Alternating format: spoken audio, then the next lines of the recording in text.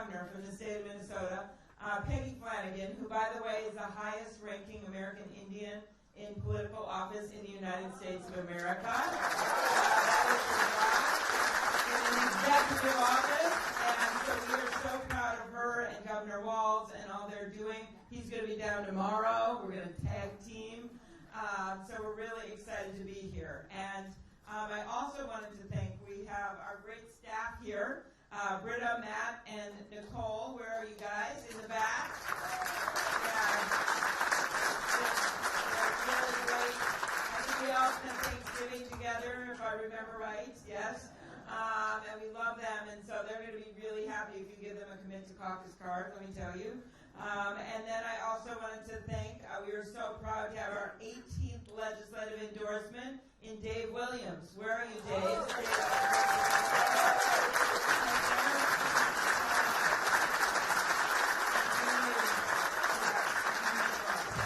And then we also have with us, of course, former legislator Bill Witt. Thank you. You want to yell something during your speech, like, it was all good, all good. Anyway, so I had never thought, I'm just going to put this over here, I had never thought that I would be spending the last week like I did not in Iowa, because, you know, I love grassroots politics. I visited all 99 counties in Iowa, and maybe I would have done a redo and done it all again. But I had a constitutional duty, and it has just been so exhilarating to be back here, starting today at a brewery in Quad Cities at 10 a.m. I didn't mean it exhilarating like that. But it was exhilarating because we were like, filled the place, we had overflow rooms, and then we went to Sioux City, same thing, and now to see all of you. And what? Yeah, we just went everywhere. I got to get a weekend in 2 days. And so the point of the story is that we have momentum right now on our campaign. And as I sat there, and I had a lot of time to think the last week, and you know, I'm not competitive at all. I mean, I did notice that my opponents were running around the state. But what I thought to myself is the people of Iowa, of all places, are going to understand that I had a job to do. And that actually that is a plus. That is a positive, that we were doing our jobs. And of course, I couldn't believe that it was only so close, 51 to 49 vote, that my colleagues on the Republican side of the aisle denied us the right to witness this, which has never happened in American history, just so you know.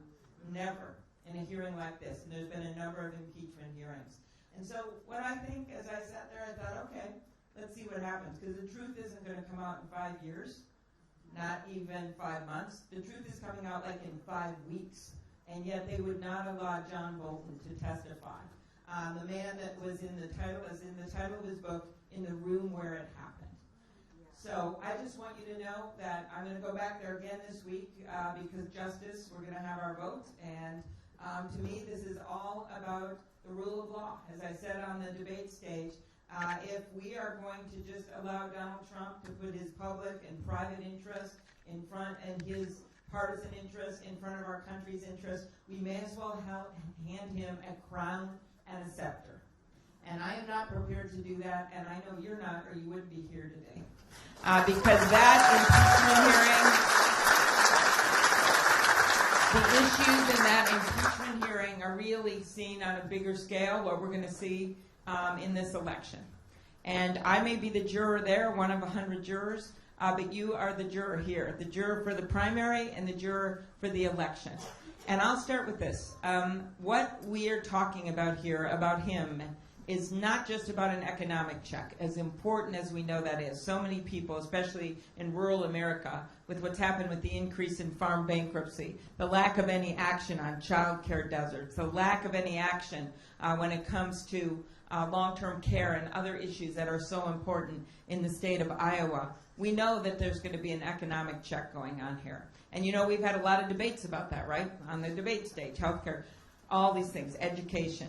But we know that maybe not everyone watching out there who stayed home in 2016, or the people in those 31 counties in Iowa that had voted for Barack Obama, sometimes by big margins, and then turned around and voted for Donald Trump, that they're not going to agree with every single thing we say on the debate stage. I don't agree with every single thing that's said on the debate stage. But what they do agree on is this, and that is the heart of America is so much bigger than the heart of the guy in the White House right now. They know that. They see this election not only as an economic check, but as a patriotism check, as a values check, as a decency check. Because they see a president who was standing next to Vladimir Putin at the G20 and a reporter said, what do you think about Russians' interference in the election? Instead of standing up for America, he turned to a dictator, a ruthless dictator, and he made a joke about it. Think about it. Hundreds of thousands of Americans have lost their lives on battlefields. That's what World War II was about. That's what those 5 brothers in Waterloo died over. Democracy.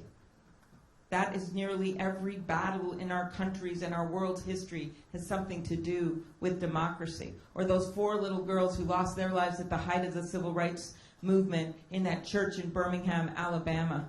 Innocence, because they were trying to be a part of this democracy and people were trying to push it away from them. Nearly every great moment in our country's history and every bad moment is about democracy. It's about our Constitution. And our president turned and made a joke about it on a world stage. So that motivates people. Like the rancher from Minnesota a few years ago who gave me a tour of his cattle ranch on his ATV. And we were dodging in and out of these huge cows, and I literally thought, what a way to die. This is not, no. And then when we were done, we went into his house, and the media had left. I just realized there are people up there. Oh, there you are. Yes, the balcony crowd. How are you? You got good seats up there. So anyway, he took me into his ranch house, and everyone had left, and he said to me, we voted for Trump. And I said, what do you mean we? The ranchers, your family? He said, no, I don't like to talk about myself. He said, I did, but I say we did. And he said, we did it because we were mad about health care. And then he said, but then we saw him in front of the wall. And I said, no, the wall didn't get built. And he said, no, the CIA wall. And that guy remembered the day after the inauguration that Donald Trump gave a highly partisan speech in front of the sacred wall in the CIA that's devoted to the agents who died in the line of duty. Each one has an anonymous star. And he chose that sacred place to give a partisan speech about the size of his crowd at the inauguration. And that's rancher, he remembered it. And then he said, then the Boy Scout Jamboree. And oh, by the way, I'll get to this story because my husband is here who is a Boy Scout, and I forgot to introduce him right there. There he is, my husband! Yay! So I talked to that guy, and I said, yeah. He said, well, the Boy Scout Jamboree. He said, I was a Boy Scout. I said, oh, my husband was a Boy Scout. So John grew up in Mankato. His parents had 4 boys. His mom wanted a girl, got pregnant again, and had identical twin boys. So he has 5 brothers, and his parents were scout leaders, and they lived in a trailer home with triple bunk beds. And 5 of the 6 became Eagle Scouts. Yeah, except I don't want to say which one didn't make it because I don't want to embarrass my husband. So this man, I tell him the story, and then he said, yeah, for me, that was an important part of my life. But when I saw Donald Trump standing in front of that jamboree and all those young people giving that political partisan speech at a place where you should never give a political speech, he said, that was it for me. And his tear goes down and he goes, that's when I decided. And I remember he went like this. What I did for me, he said, it wasn't patriotic. I was just mad.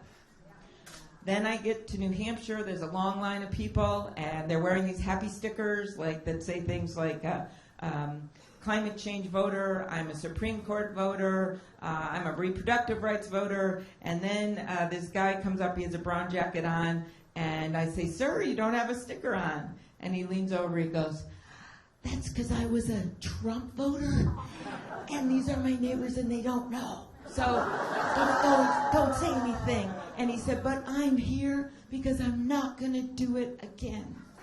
That is what we're talking about out there. So when you look at what's been going on across this country, where we win and re-elect a Democratic governor in Louisiana, where we win and elect a Democratic governor in Kentucky, so Mitch McConnell now has a Democratic governor. When you see all that, you realize that this is a big tent. This is about a fired-up Democratic base, but it is also about independents and moderate Republicans. And yes, some of those people in those 31 counties in Iowa, and probably people you know.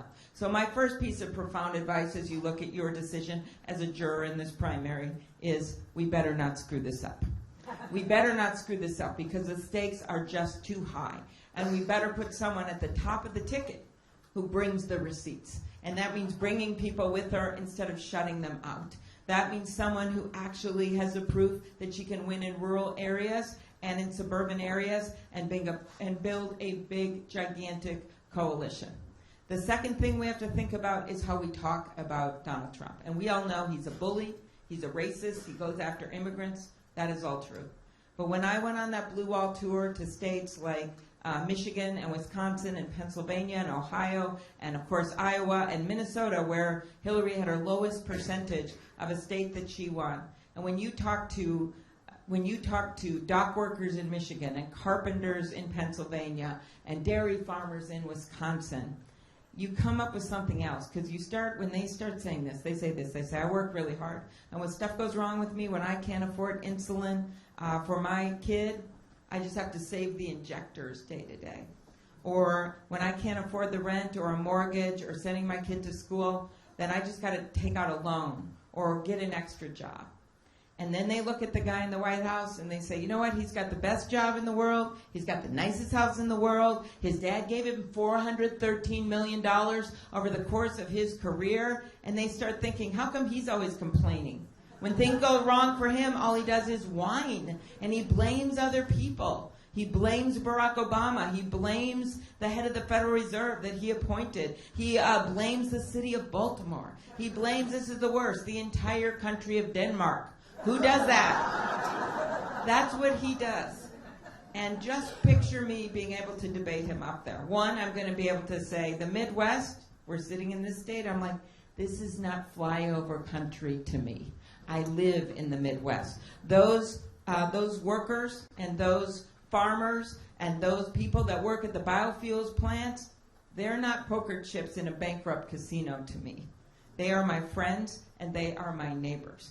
And then I'm going to say, you know, you got $413 million over the course of your career. That was your family trust, your family fortune. Me, my grandpa worked 1,500 feet underground in the mines in northern Minnesota.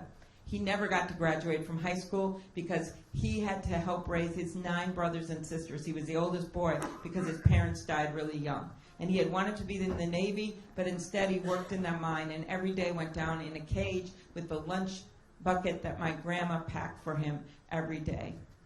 And when he had a moment, when he got just a little savings, he would put them in a coffee can in the basement, and they would use that money to send my dad to a 2-year community college.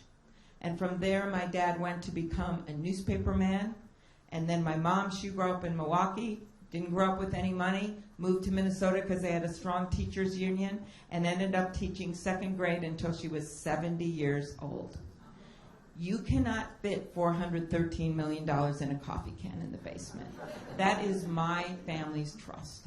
And I stand before you today as the granddaughter of an iron ore miner, as the daughter of a teacher and a newspaperman, as the first woman elected to the U.S. Senate from the state of Minnesota, and a candidate for president of the United States.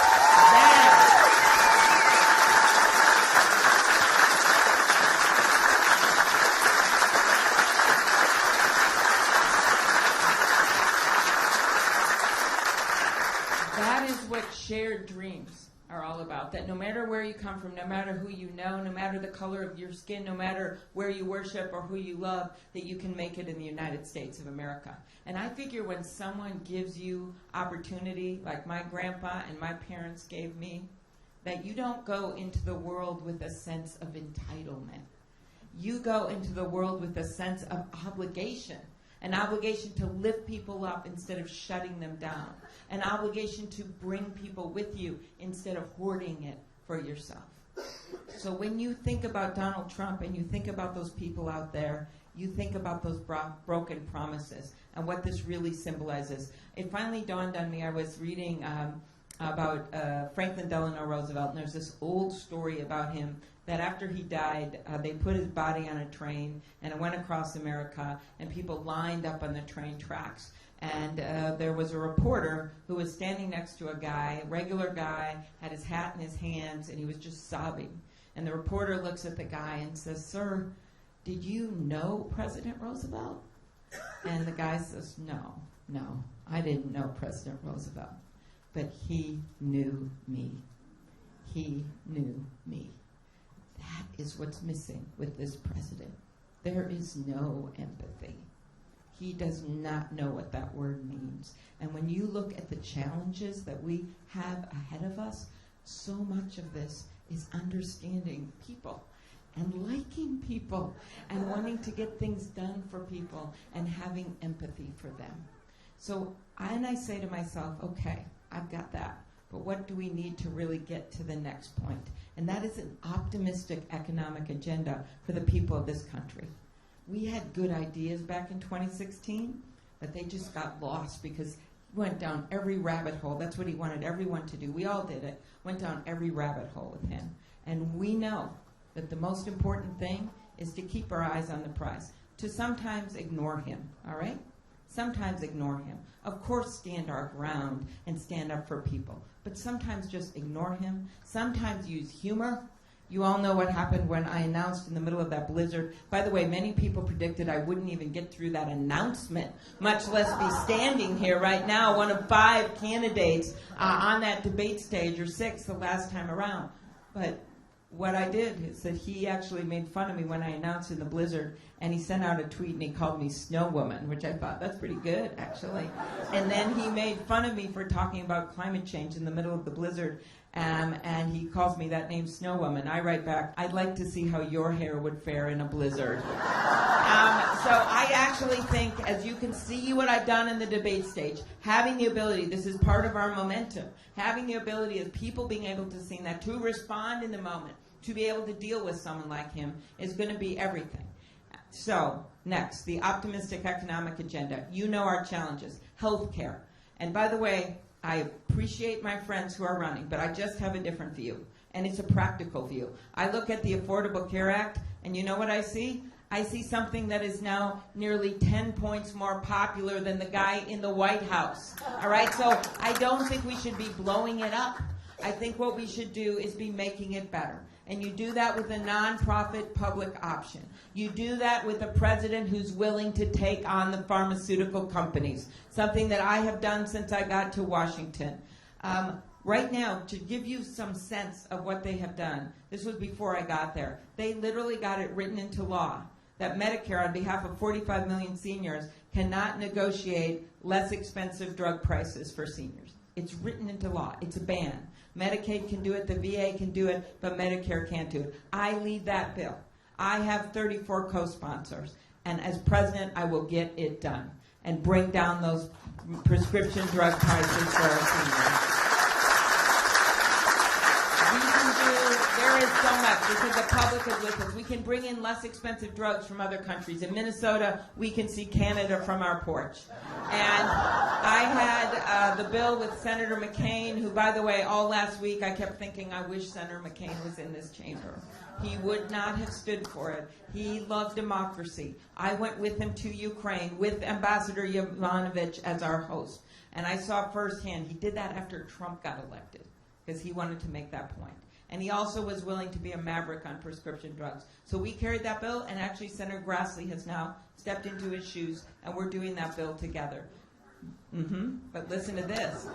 At midnight one night, Bernie and I teamed up on the same issue, same bill, bringing less expensive drugs from Canada. It was Klobuchar Sanders. We got 14 Republican votes for that bill, 14 senators. They may have been too tired. They may not have noticed what was happening, but we got those votes. So I am convinced. And then the best thing of all, when we did our 100-day plan and found 137 things that a new president can do without Congress that are legal, one of the things that you can do is actually get a waiver to bring in less expensive drugs from other countries. That will create such leverage and such a downward push on the prices of these drugs, which has just gone completely out of control. You can also put a cap on it, but I tell you what you need to do that is a president that not just talks the talk with the talking points. Look at my record. I have led these bills for years.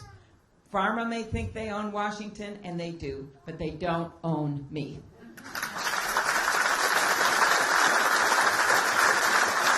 Other things with health care that I've heard all over Iowa are things like mental health care and addiction. And I have a major plan on that. For me, it's personal. My dad struggled with alcoholism my whole life growing up. By the time John and I got married, he had 3 DWIs, and at that moment, the judge said to him, you've got a choice, treatment or jail. And he chose treatment, and it changed his life. And in his words, he was pursued by grace. And I think everyone, whether they're dealing with opioid or meth, or whether they're dealing with crack cocaine or alcoholism, have that same right. And I have included as well, because there's going to be a bunch of money coming in from that opioid settlement, and I want to make sure it goes not just for addiction, but also for mental health. 1 in 5 people struggle with mental illness sometime in their lives. Iowa only has 64 public mental health beds in your whole state. So you wonder where you hear these stories of people not able to get the help, or the story that I heard in Wapello of a school counselor who told me she'd just gotten off work and that day, one day, in a high school of 650 kids, she had had 4 kids come to her with thoughts of suicide.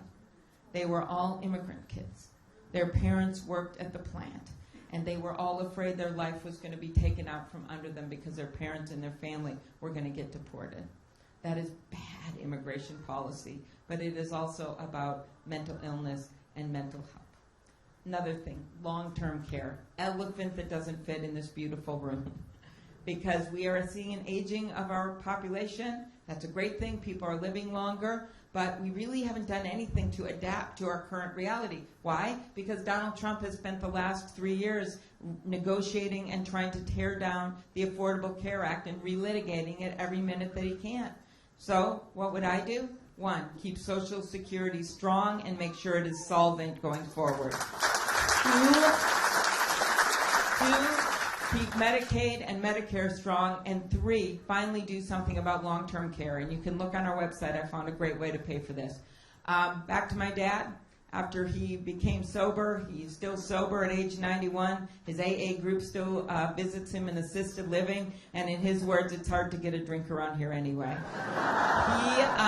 He actually bought long-term care insurance, and that's what's paying for him to stay at that place. He loves it there. It's a house with 16 people, but that wears out. He loses that in about 1.5 years. We run out of the money from that. Then we go into his savings, which, as John knows, is not as much as we thought because he got married 3 times, but that's a whole other story. Then we go on Medicaid, and actually the place he's living doesn't take Medicaid. So then he's going to go to Catholic elder care. I've already talked to them. And our story is actually so much better than so many other families because there's so many people my age and younger who are taking care of their own kids and at the same time want to make sure that their aging parents are taken care of. So why we've done nothing, zero, zilch, on this issue is beyond me. And it extends to things like finding a cure for Alzheimer's. By 2050, 14 million Americans are going to have Alzheimer's, and we have to do something about it. So that's a major focus of mine that makes me unique with some of the other candidates. Other challenges we have, and you know them, education, matching our economy. I know there's little nice slogans that fit on a bumper sticker like free college for all. I actually was having fun on the debate stage in Des Moines, and I said to my colleagues, you guys aren't thinking big enough. Because when you actually think big enough, you step back and you look at our economy and you think, how can we match this with our education system? What do we see? Well, we're going to have over 1 million openings for home health care workers because of what I just talked about with long-term care. In the next 10 years, we have no idea how we're going to fill them. There's no plans. We're going to have over 100,000 openings for nursing assistants. We're going to have over 70,000 openings for electricians. We are not going to have a shortage of sports marketing degrees. I know someone in here probably has one or has a kid that has one, so I've lost your vote, I'm sorry. But we are not going to have a shortage of sports marketing degrees. We are going to have a shortage of plumbers. So how do we make this work? Well, first of all, investment in K through 12, preschool, always been Iowa such a star when it comes to education. So disappointing with this, some of the work of this current governor, or non-work. Then you go to the next thing, which is 1- and 2-year degrees, which is the fastest growing jobs in this country. That's why I would make those free. Then you go to college. We're going to have tons of openings for college 4-year degree jobs too. With those, I would double the Pell Grant from $6,000 a year, which is what you get now, up to $12,000. Double the income level that you qualify for it from $50,000 to $100,000. That would make a huge difference. And then making it easier for students to pay back student loans. If multimillionaires can refinance their yachts, students can refinance their student loans.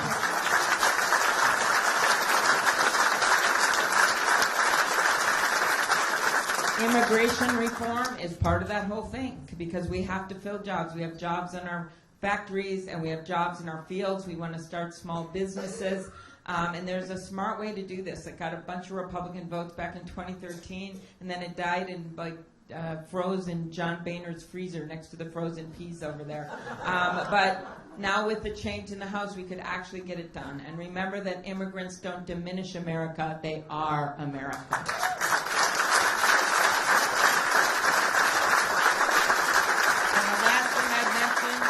That I am a senator who actually has done a lot on rural issues. I'm the only one up there in that debate stage that asked to be on the Agriculture Committee, that has served on the Agriculture Committee, that has negotiated 3 farm bills, including with my first grade chairman, Tom Harkin, that has worked on these issues and that understands that one size doesn't fit all.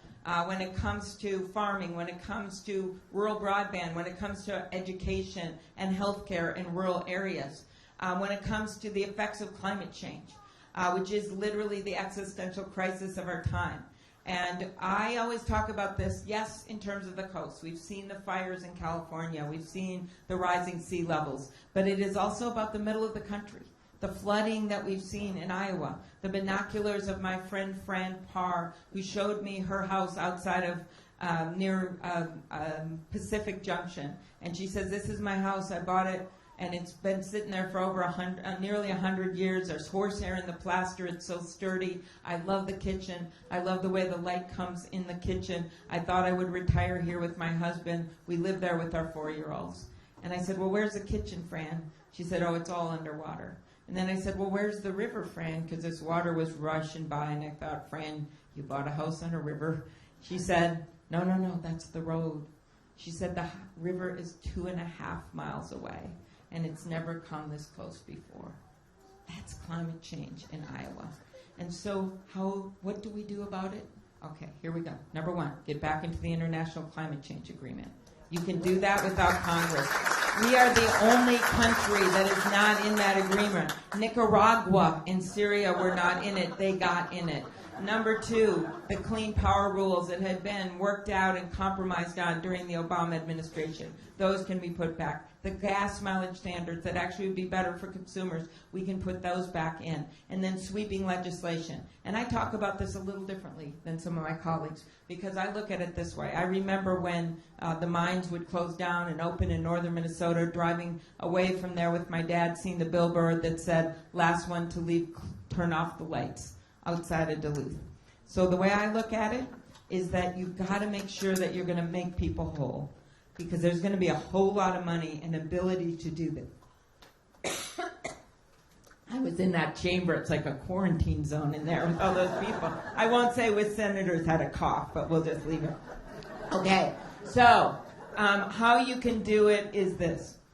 You make sure that when you put a price on carbon, and you can do it with cap and trade, you can do it with renewable electricity standard, but you make sure that money comes back to the people that are going to see changes in their heating bills or their cooling bills. And if you don't do that airtight, we're never going to get the votes to pass it. But we can do this, and we can also put the money into areas that are going to see changes with jobs. And we can make sure we put good union jobs in their place. And we can make sure that we've got jobs that we're going to develop because of the new technology. And right there is Iowa. When you look at the whole green revolution, you think about back to Norman Borlaug, what one man did when he fed the hungry, and he did that. Think about what we can do with climate change. Think about what our farmers can be part of as we look at incentives to plant winter crops and the like. So I actually look at this as an exciting opportunity, and we've got to start seeing it that way as long as we keep people whole. Last thing I want to say, number one issue that unites everyone, that is winning. There is nothing more important than beating Donald Trump right now. So this is my last pitch for you. I am someone that has won, as Peggy has said, every race, every place, every time. I have won in the most rural districts, including the one of bordering Iowa, by big margins. I have won the one bordering North and South Dakota in big margins. I have won in the north part of Minnesota, where there's currently a Republican congressman, and I have won in Michelle Bachmann's district every single time. And I have done it, even when she was on the ballot, I have done it not by selling out, no. I have done it by going not just where it is comfortable, but where it's uncomfortable. I've done it by looking people in the eye and telling them the truth, and then going back and getting things done for them. There are over 5 million people in Minnesota, so if you want to have one of your friends call, if they're not sure about supporting, you just have them call tomorrow. Maybe not during the Super Bowl, except the Vikings aren't playing, so, whatever. So have them call, and they might not have voted for me, most people did, but if they didn't vote for me, they still will tell you the truth, and that is that I'm honest and I get things done. My job has not been as easy as I thought it was the last week to go out there and do speeches like this and get people signed on. So what I'm asking you to do is to run for me. We know, some of us here from Minnesota, Paul Wellstone. We knew him. Peggy was very close. She was one of his mentees and got her political start with Paul. And for those of you that don't know him from Iowa, I tell you one thing. He was Paul Wellstone was Tom Harkin's best friend in the U.S. Senate. And the last year of Paul's life, when he tragically died in that plane crash with Sheila and their daughter Marcia and their beloved staff members, that was the year that I was working with him a lot, because I was up for election. I didn't have an opponent. Sounds nice. And I spent a lot of time with him. And I saw him take that courageous vote on the Iraq War when he was the only one in a tough seat, a Democrat, that took that vote and opposed that war, and he was still going to win. And then I saw something else. I saw him announce to the state that he had MS. And he used to run back and forth in every parade, at every festival. That was part of his thing. And he talked really, really, really fast because he didn't have as much money as his opponent, so he would make the ads in 30 seconds, like 3 times the size. But he also ran really, really fast. And that last year, he couldn't run fast. He really couldn't run at all. So he would stand on the back of that green bus, and he would just wave. But here's the amazing part. There were so many people that he had energized in those green shirts, that's why our color is green, that were running around that bus that you didn't even notice he wasn't running himself. That's what I'm asking you to do for me. That is what grassroots politics is all about. We are, as a friend said to me in a text that had a bad autocorrect, congratulations on your insurgency. We are in the middle of an insurgency. We've had 2 polls this week where I came in at 3rd in Iowa. We have been going up. We got the endorsement of the same day of the New York Times and the Quad City Times. And I kept telling people, well, the New York Times is only 1 city, but the Quad City Times is 4, really 5 cities. And then just yesterday, while I was in the impeachment hearing, I went out on the little 10-minute break they give you and saw that I got the endorsement of the Iowa City paper as well. We also I've been endorsed by every single paper in New Hampshire, major paper that's endorsed so far. And have, as I mentioned, more endorsements of state legislators than anyone in the race. To me, that's going to matter because I've been gone this week, and so I'm going to need you guys to work double time, to sign up, to commit to caucus. My best story about Iowans and to commit to caucus was the former mayor of Cedar Rapids, Kay. Kay had a long breakfast with me for an hour, and at the very end she said, "I got great news for you." And I said, "What, Kay?" She said, "I'm 78% with you." She got to 100%, and so can you. So please, sign those commit to the caucus cars, you know that I am punching beyond my weight. That I mean, when you look at the bank accounts of some of these candidates, you have seen the ads and some of the campaigns. The fact that we are rising and at number 3 in some of these polls just shows the strength we can have. And we just came off last night our biggest fundraising month ever. After nearly all these last debates, we raised $1 million online in 24 hours. That is the enormous potential that I bring to you. So I'm asking you to caucus, make those kids happy in the back. It would just make their day. They've been out in the snow every day and the cold and making hot dishes and doing everything. So I want to thank you, Cedar Falls. I want to thank everyone that's come out today. I'm ready to win this, and I want you at my side. Thank you.